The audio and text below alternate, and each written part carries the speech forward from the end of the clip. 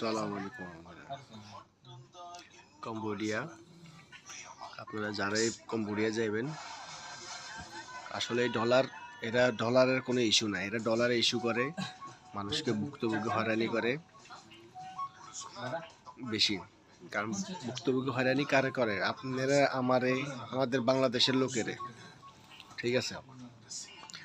অন্য কোনো দেশের লোকেরা আপনার ভুক্তভোগী বা হয়রানি করে না। ফ্রিলি আপনি যাইতে পারেন। আপনার বিষয়টা আপনি ইমিগ্রেশন দিবেন, পাস করবেন, অলরেডি আপনাকে দিয়ে দেবে বিষয়টা।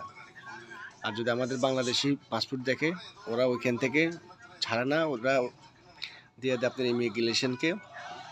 দেওয়ার পরে ইমিগ্রেশন নেওয়ার পরে আপনাকে নিয়ে অনেক কথা জিজ্ঞেস করে। আর কম্বোডিয়া একটা গরিব দেশ,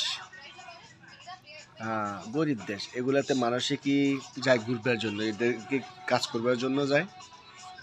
আসলে মেন্টাল মানুষের কম্বোডিয়ার ইমিগ্রেশন সত্যিকারই বাস্তব, মেজরিটি মেন্টাল কম্বোডিয়ার ইমিগ্রেশন। আমরা যদি ওদের দেশে যদি যাইতাম কাজের জন্য, আজকে এর জন্য, তাহলে কি হইতো? আমরা তো আসলে ওই because don't care Cambodia, I go tourist.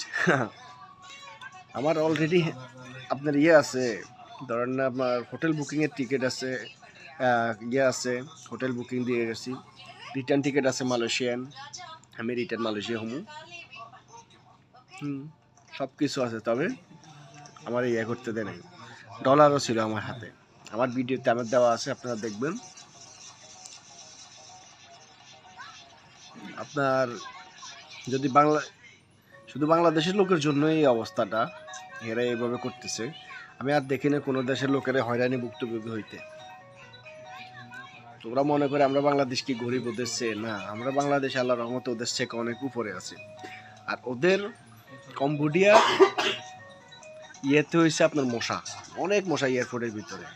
মশা যেই কামড়া রক্ত খায়, বুঝছেন? যেই খানা খায় রক্ত ওদের ওইখানে এয়ারপোর্টে। আপনি দেখেন থাইল্যান্ড আসেন, থাইল্যান্ড কত সুন্দর, কোনো বিশৃঙ্খলা নেই, কোনো কিছু নেই, অনেক ফার্স্ট ক্লাস একটা জায়গা, কোনো মশা নেই। আর কম্বোডিয়া আপনার যাইলে মশার কামড়ে বাপ ডাকায় এলায়। আমাদের বাংলাদেশের এয়ারপোর্টও অনেক ফার্স্ট ক্লাস, দেখতে পারেন।